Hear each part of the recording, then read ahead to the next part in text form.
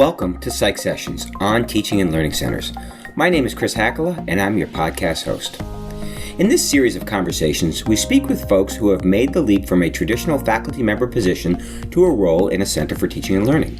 The conversations focus on how individuals moved from faculty to a center and how that move impacted their work, their career trajectory, and their personal and professional identity. Along the way, we talk about tips, advice, and challenges that come from working in a center. Sit back and enjoy these chats on Psych Sessions on Teaching and Learning Centers. All right, so I am really happy to have as a guest today on the podcast, Josh Eyler, who is currently the Director of Faculty Development, as well as the Director of the Think Forward QEP at the University of Mississippi, and someone that I met through Pod, and we've come across each other in a number of different ways, and also an author of a book that I have really enjoyed reading and I've used quite a bit, How Humans Learn, the Science and Stories Behind Effective College Teaching. Josh, thanks for coming on today and chatting with me. I really appreciate you being here. Thanks for having me, Chris. I'm excited to chat with you. Yeah. Josh and I have talked a number of times, and it's always a pleasure to see some of the commonalities we have, and some of that stuff will come out as we talk. Josh, could you just start by giving us a little bit of a background? One of the things about these Psych Session podcasts is originally we only looked at faculty from psychology who moved into faculty development because we happen to know a lot of people who have made that move. What has happened in the second season of Psych Sessions is we've branched out to lots of different people in different areas because we really think it's important to highlight this huge sort of diversity of backgrounds people have. And you have a very different background. So I'd love to hear you talk a little bit about that so we can sort of see that people end up in faculty development from all different roles. Sure, definitely. And I had to say one of the joys of this work is the chance to get to meet so many people in the field from a wide variety of disciplines, especially psychologists. I've met so many amazing psychologists who are now good friends and mentors. So we're a very different background from that. I was an undergrad at Gettysburg College, which I know we have a connection there and want to talk about. We will come back to that. Okay, great. And then I did my graduate work in medieval studies at the University of Connecticut. So all the old stuff, Beowulf, Chaucer, the like, and moved very traditionally through the system, became an assistant professor of English at Columbus State University in Georgia, which is a regional comprehensive university in the Georgia system there. And that was a truly formative experience for me. Columbus State is right on the Georgia-Alabama line. It has an open access admissions policy for the surrounding counties. Very diverse campus. Columbus is also the home of Fort Benning, which is the largest Army training facility in the country. So had a lot of active duty military students, military spouses, veterans. I mean, it's just a truly diverse campus in all those ways. And it was just very clear to me from the work that my colleagues were doing with their students, how beneficial and how meaningful teaching was for those students. The educational experience was actively helping them to craft meaningful lives for themselves going forward. And that was just so powerful. And although I loved the work that I was doing, day in and day out in the classroom, I also really began to develop an interest in helping to scale that experience for students, really getting as many students as possible, at least in my naive mind at that time, the experience of benefiting from effective teaching. So let me ask you a question here as we move through this. I know there's lots of other steps in your career, but one of the things that I'm curious about is you went to UConn for medieval studies for your master's and your doctorate. Did you do any work with a center, or did you have any sort of training on teaching while you were a graduate student? Or I guess the question is, this expertise you have in science of learning and all of that, did that come from somewhere, or is that your own sort of study of this? Right. Yes. So I did have a little bit of training. Well, first of all, I was an education minor at Gettysburg. So did everything but the student teaching. Okay. and then decided to move into higher ed as Okay. opposed to K-12. So there was a little bit of that. I did have some training at UConn. I taught first year writing while I was there. Okay. And we had a really great director of first year writing, and there was a lot of opportunity to develop. I didn't know, but this is the other interesting part. I had no idea there was a center for teaching at UConn. Oh, yeah. It's a big one, too. Yeah, exactly. And so somehow it completely escaped my awareness, and only learned that there were such things as centers for teaching when I read Ken Bain's What the Best College Teachers Do as I was leaving graduate school. And so that sort of planted a seed that I always had in the back of my mind as I was moving through my faculty career, which was, okay, well, I know these things exist and I've used it now at Columbus State as a faculty member. Wouldn't it be interesting to be doing that work? And so I made the really difficult decision in 2011 to give up tenure and to move into the CTL world. My first position was at George Mason University as associate director of their teaching center. Who was the director at the time when you were there? Kim Eby, who was both director and associate provost, and is now solely vice provost there. And I learned so much from her. I mean, she's just brilliant, and she came up as faculty at George Mason. So taught me a lot about developing relationships with faculty as the key to the work that we do. So important. So important. Oh my goodness, so important. And so, really loved it. That is when I truly sort of slipped into I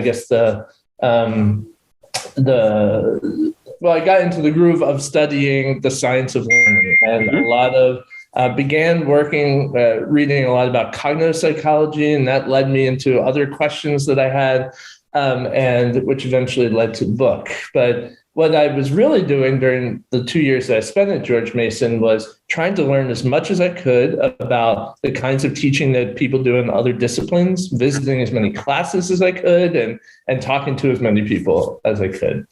And then in 2013, Rice University opened up a brand new teaching center.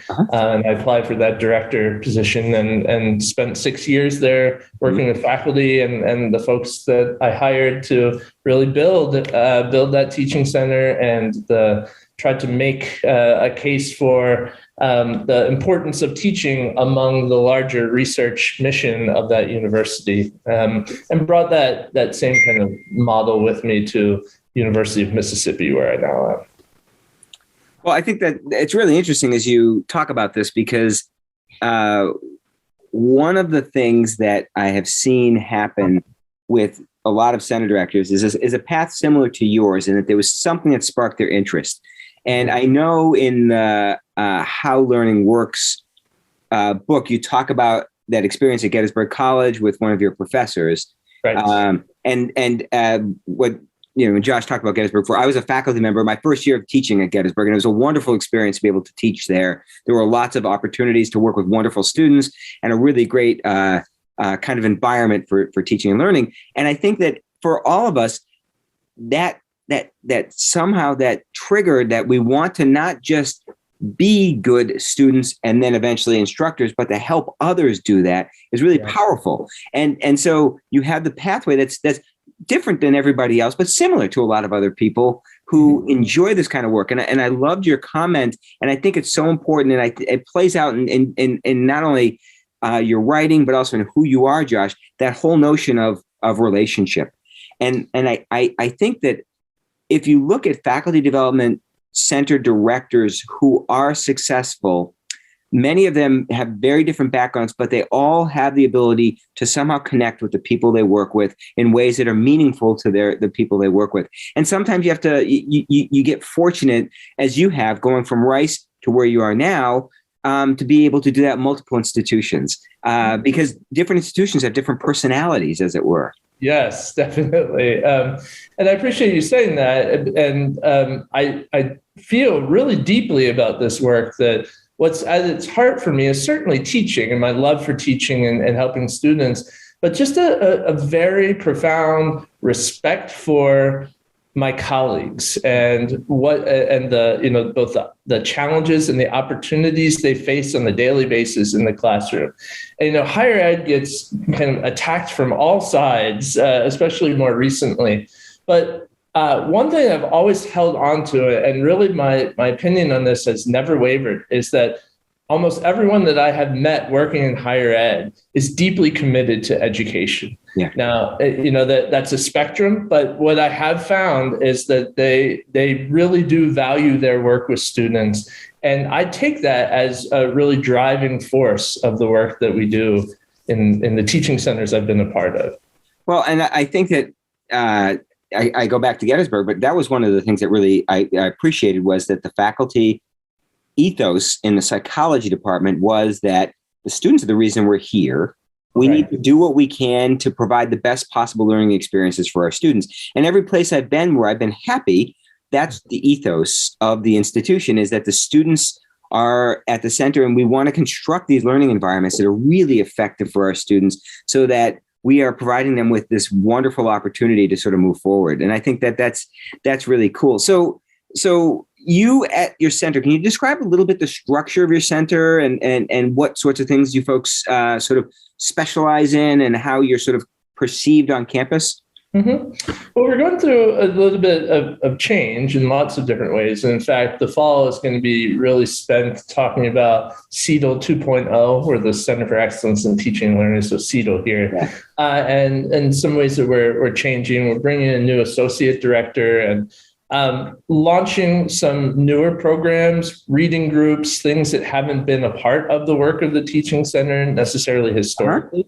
And a lot of that has to do, Chris, as you know, so much of the history of teaching centers is the evolution at the local institution of that particular center, right? And so this one here began very much as student services and tutoring, and eventually had faculty development layered on top of it. Really interesting. Okay. And so now there's been a concerted effort, and I've been a part of this as I came here a few years ago, to focus more on the faculty and graduate student development work that the center does, because we have other units on campus now that do a ton of the tutoring, right? Hey, so you're not responsible for academic success in the student population, are you? Not anymore. So there's a little piece of it still, in that one of our team members works with supplemental instruction. Yeah. And so, but mostly now we've completed our shift over to faculty development and graduate student support. And so what that means is, we get to build a little bit of what a lot of teaching centers have been doing for a while. And so this fall we'll have our first reading group, and we're really launching the PR campaign about doing more in the way of observations and consultations, the bread and butter sorts of stuff. We're trying to not really roll out, but have an increased awareness of those efforts here within the center. So how many people work in your center? And so you said you were hiring an associate director. And we talked before, and you have 20,000 roughly students, right? Which would probably translate into 1,000 faculty or more. Yes, it's about 1,100 faculty. Yeah. So what's your staffing like, and what are sort of the roles? Well, it's me and this new associate director. And then there's an administrative support person. So let me step back and just talk about the organizational structure, because that informs this. And it's also interesting because every center has a different reporting structure. Oh, yes. About 4 years ago, maybe 5 now, the university started an academic innovations group. And so the executive director of academic innovations is the person I report to. He's kind of at an associate provost sort of level. He reports directly to the provost. And CEDL reports to him. He also does things with grants and, things like investigating artificial intelligence, how that might impact education, things like that. So he's a part of our group. I direct CEDL. We have this new associate director. There's an administrative support person, who covers all of what AIG does, Okay. so not just CETL, but everything else. And then we have someone who is working on the supplemental instruction part of things, is sort of a legacy of the tutoring function. Yes. So that's the crew, and we're really it's a good place to be doing this work, and there's a lot of opportunity there. Yeah, I mean, and it's interesting. So your organizational structure is one where you carry a heavy burden of the faculty development for a large number of people. And what you talked about before with relationship, the burden of that falls on you. And now, have you hired the associate director, or are you in the process of hiring? We have hired her, thankfully, and she will be starting in a few weeks. That's fantastic. That's fantastic. Yeah. So, and what that does then, Josh, is it creates, if you're doing your job well, and I assume you are, a very busy life as you try to meet the needs of a lot of different constituents across campus. Right. Yes. And I find that that's true of so many teaching centers these days, mm-hmm. right? That when I was starting at George Mason, it was just Kim and I in that center, and they had at that time about 20,000 or more students, and so it is, and I think that's why she emphasized so much, and I've sort of carried with me this philosophy of relationship building first, mm-hmm. And then really determining what those folks need and how can we build programs and services that are responses to those needs. Yeah, and I think that as you look at all of this and you begin to think about it, one of the things you said before is really important, is that there's the context in which a center sits. Yes. Is idiosyncratic to any institution, because they all have their quirks. Right. So I have seen centers that are much bigger than yours at much smaller schools. And then I've seen centers, and then you see a center like Yale, which has 65 people in it, exactly. And the Bach Center, which is enormous. And all of them function well. They just function differently. And I think that what has been interesting as I've talked to people is that the number of people is really often not as important as that the center has in it a really strong core mission for how they can do the good work to support faculty. And for some of them, it is one specific type of program. I talked to someone who runs a program where really what they do is provide really excellent supplemental instruction support for faculty. So instructional design, academic technology, and those kinds of pedagogical tools. I've seen other centers where they don't want any part of that. And what they do is classroom-based teaching. So I think you have to sort of think about that. And it's astute of you as you came into your you've been there 4 years now? Yeah, this will be my fourth year. Yeah. So when you come in to sort of get a lay of the land and figure out what is going to really help your faculty and consider how your faculty respond to the kinds of things you roll out. I think as you go to CETL 2.0, as you described it, it's going to be great for you to try some different things. And so it leads me to my next question. I'd love to know what sort of, prior to and now moving forward, what you think are sort of the signature programs of your center, the things that have had a lot of impact, and then things you think might have a lot of impact as you move forward, because I'm curious how the capacity you've built has been done given coming in 4 years ago and building these relationships. So what sorts of things are you doing? Right. Well, I think none of these answers will surprise you or probably anyone else listening to the podcast. But the things that have worked, I think the best so far have been establishing learning communities. We had, aside from the pandemic, where we instituted we had borrowed a model from Wake Forest, where they had faculty representatives for an institutional learning community to help kind of spread the word. That's planted the seed that I was able to build on, and we just had an inclusive teaching learning community for the QEP on critical thinking that I also direct. We've had learning communities for the folks that have received funding to redesign their courses with critical thinking in mind. So those have been working really, really well. And I think it speaks to the culture at this university that draws on collegiality and really feeds off of that energy of having conversations with colleagues and getting resources from colleagues. Those have worked really well. Because of that, I'm really excited to have some of our first reading groups at this university. So I wanted to do from day one, but there was a little interruption there for a couple of years. A little interruption. And so I think those kinds of things can capitalize on the same local strengths, which is really those collegial bonds. Yeah. Yeah. So as you talk, I find it interesting because there are people, like a lot of people doing learning communities and a lot of people having success. I did talk to someone off the record, so I won't name who it is, but they said that their learning communities bombed. They said really? They didn't work. Faculty hated them, and so they're doing different things. And that happens. Yeah, it happens. I mean, and if you've listened to any of these podcasts, one of the first ones I did was with Victor Benassi, and I'm not sure if you're familiar with Victor's work. Mm-hmm. Yeah. Victor was the director at University of New Hampshire for years, and he's a big science and learning guy. And talking to Victor, you find that he does almost no group programming, really. He does like report outs of a grant, but almost everything Victor does is one-on-one doing projects with faculty across semesters to collect data to show effectiveness of teaching and learning. And he's been incredibly successful, but he runs a very non-traditional center, but does very well. So, and that fits with the culture of what the University of New Hampshire is about. Mm-hmm. So I think that it really is idiosyncratic, and you have to be not tone deaf to what your colleagues and faculty are saying. And one of the things I've seen is faculty developers go from one job to another, try to take their old programs, bring them in, and they don't work, and then they don't know what to do with that.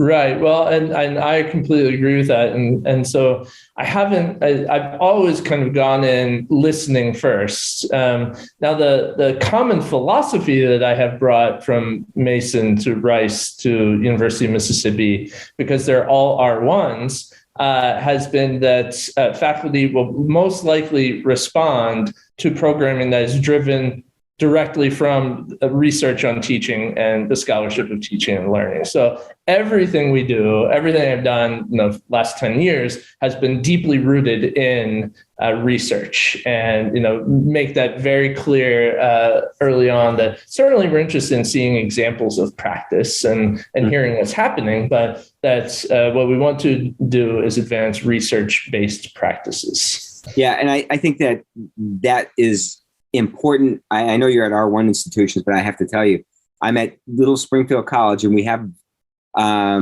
lot of faculty who are willing to participate in events because I do speak science to them. Yes. But the other piece that's interesting, and I'll be curious about this, is I speak science. I also carry a faculty status here on campus, which is a weird position. So I carry full professor title, but they see me as a dual role person, and that's really helped me. But that's a small institution like ours where they're distrustful of people who are not faculty. And I think at larger institutions, it's different. I've talked to many faculty at bigger institutions who don't teach and don't carry faculty status, and they said they just know we're the teaching center. So it's a different thing. And right. So you really have to get to know the culture and the institution. So let me ask you this: have you ever tried something that didn't work? I alluded to it before because there are lots of people who have tried things that didn't work. I'm curious, some things you've tried that just didn't get the impact that you would hoped it had. Sure. And I have a good one for this, Chris. And if there's time, I'd love to go back to that question of faculty status, because I think it's so complex. 100%. We'll come back to that. That's a question I am fascinated with. So. Me too. Yeah. The thing that hasn't worked, and in some ways this is just kind of funny and counterintuitive for the work that we do.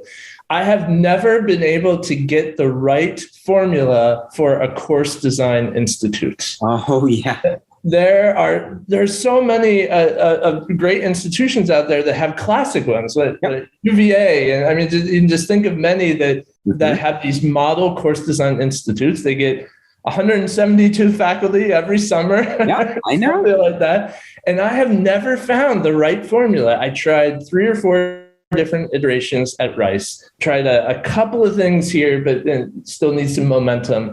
And so much depends, like you're saying, on what has happened before. What is the message that gets sent, and where is it getting sent from, right? So is the provost saying this is a signature program and faculty take notice? I just haven't found the right formula. Done lots of workshops, no institute. It's so interesting because I think that the Course Design Institute idea was one of my early sparks when I started a small teaching center that was just a one course reduction, because I had gone to an institution and met a faculty developer who this was what she did. And she talked about it. I thought, that's brilliant. And I brought it back and it flopped. I thought, what's that all about? You know. I know. So yeah, these are hard to pull off. So I hear you. And I think that you really have been very sort of clear about the relationship piece. And I think some things that we as individual faculty developers, it's who we are, what we can pull off too. So it doesn't mean that it wouldn't work at Mississippi or here if there weren't other people doing it who have different skill sets than you might have or I might have. I think that that's part of it. We're humans who bring different skill sets of things. I can tell you this, I don't love big group workshops, one-off things, yet I do them almost as, and I this is an analogy I've used before, I almost feel like I'm going on tour, like a rock tour, because I want people to buy the record. So I go out there and I can talk to groups of people and get them excited to come. And I don't think I get much done while I'm out there. I get a lot done one-on-one with my faculty. Sure. I feel the same. If it happens to be something I've been thinking about for a while, there's definitely excitement there. But yes, your analogy of getting to buy the record, I think that's spot on. And I really appreciate you mentioning the fact that we are all faculty developers bring different talents and different strengths and challenges to our work. We're all different. And so it's not a cookie cutter kind of position. I think that's important for people to hear. Yeah. That if you happen to see a model that you think, oh, I couldn't do what she does, or I couldn't do what he does, that doesn't mean that this isn't a great career for you, because there are lots of different ways to do this work.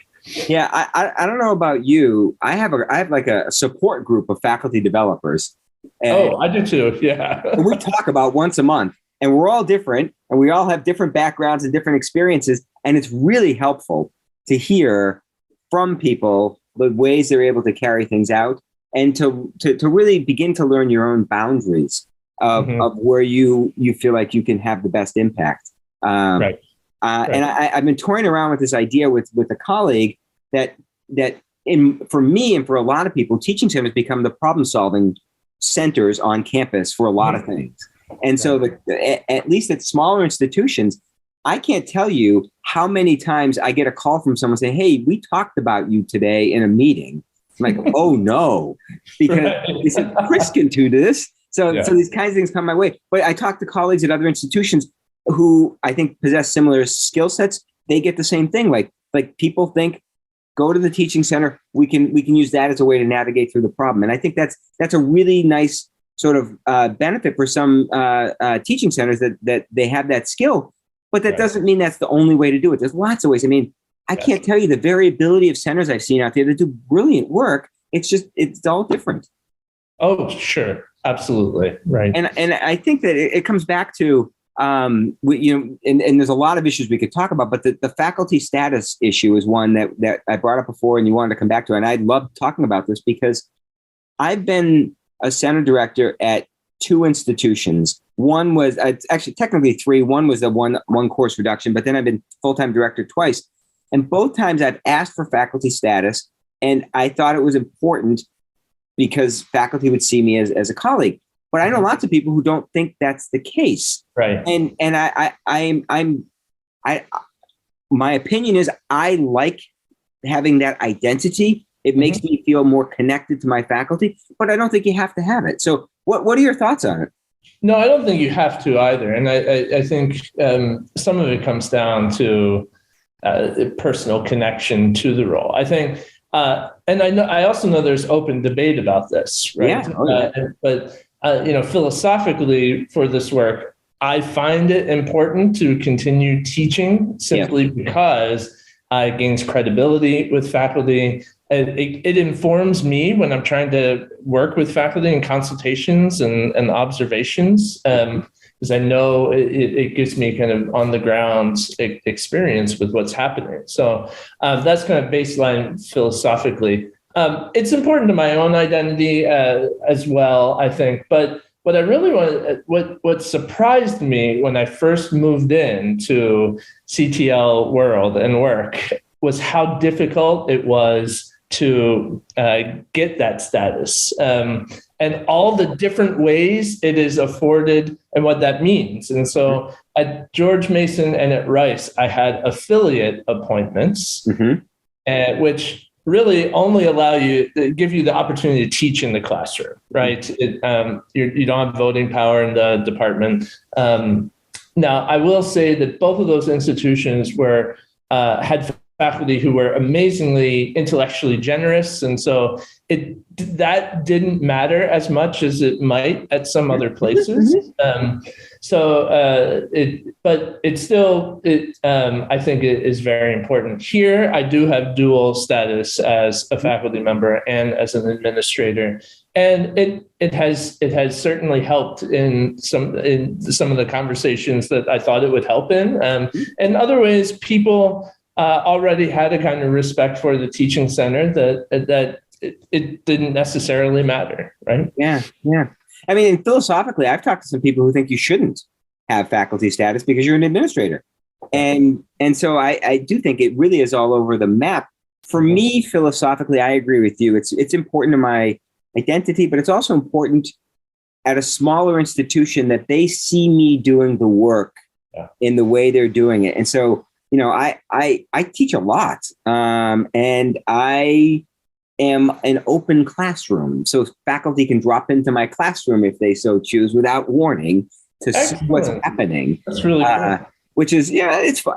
They don't take me up on it very often because I teach at 8 a.m, but every once in a while I get a faculty member show up in my classroom. And it's actually really a valuable experience for us to have a conversation about it after. And I think that at least within the context of how I see my role here at my institution, I need to be almost like a leader of faculty in the classroom and outside of the classroom. But again, we're at 2,500. We have 204 full-time faculty. I know literally every faculty member on campus. Absolutely, and we're small enough I can do that. And so I think that bigger institutions, you have to figure out how to navigate that in a different way. And it really is fascinating. The arguments I love to see are the people who say you shouldn't have it, because I'm always curious about that, because I respect that there are differences of opinions. I want to hear people's thoughts on it. So I do too. Right. No, I was just thinking about what you said about the positioning of the center, and at these different places I've been, I've really seen the center as an advocate for faculty, one that communicates faculty interests upward and translate what's happening in administration back to the faculty. We're really in this kind of middle sort of position. Yeah, I like to define it as all the bad things about middle management is that we have a lot of responsibility, but not a ton of authority. So, stuff to do, but you don't have the juice to make it happen sometimes. But it is an incredibly rewarding career. And one of the things, if you go back and listen to some of the other episodes, you'll hear what you started with, and that is the passion for education among people who do this work. And one of the joys of my my later career, although I don't like to think of it that way, but in my later career is getting to work with younger faculty and helping them tap into the instructor that they can be by just getting them to look at themselves and to think about how they can use the skills and attitudes and abilities they have to be as effective as they can be, and use what we know about how students learn to help them think through those issues. And your book's been incredibly helpful, but full disclosure, we used your book for a book group 2 years ago. Nice. And it was well received, and I think faculty really love. They have to. They get Science of Learning all the time from me, and they've embraced a lot of that. But I think ultimately, one of the reasons I wanted to talk to you in particular is that I think that you bring to the table the ideas, and this is the way I talked to Jim Lang about it, is that you don't. I'm a cognitive scientist, Josh. This is my area. You Right. have to learn this stuff outside of your area to be able to translate it for people who don't know the literature. And that really is something that from the discipline, we want to thank you and thank Jim for making it accessible to people who don't know the area. Well, I really appreciate that. And it was, I think for education to move forward, we have to help as many folks can wrap their heads around that research as much as we can. And it was fun for me. I mean, as much fun as writing can ever be, but certainly the learning process that went into that, in many ways, I was like, a first year student trying to learn new models and methods and habits of mind. And it was a lot of fun. So I appreciate that. I also use your co-written article translating the work for faculty developers. What do faculty developers need to know about the science of learning? So I appreciate those who are in the mix doing the synthesis work. Definitely. That was fun. And I just a shout out to Hillary Steiner, who's my co-author. If you've never had the pleasure of meeting Hillary, she's an amazing faculty developer and an amazing human being. So I have not met Hillary yet, although I know her work, definitely. Yeah. Well, Josh, listen, thank you for your time so much. I really appreciate this. This is a great conversation. I always enjoy talking to you, and I hope our paths cross again soon. Absolutely, Chris. Thanks again. Thanks.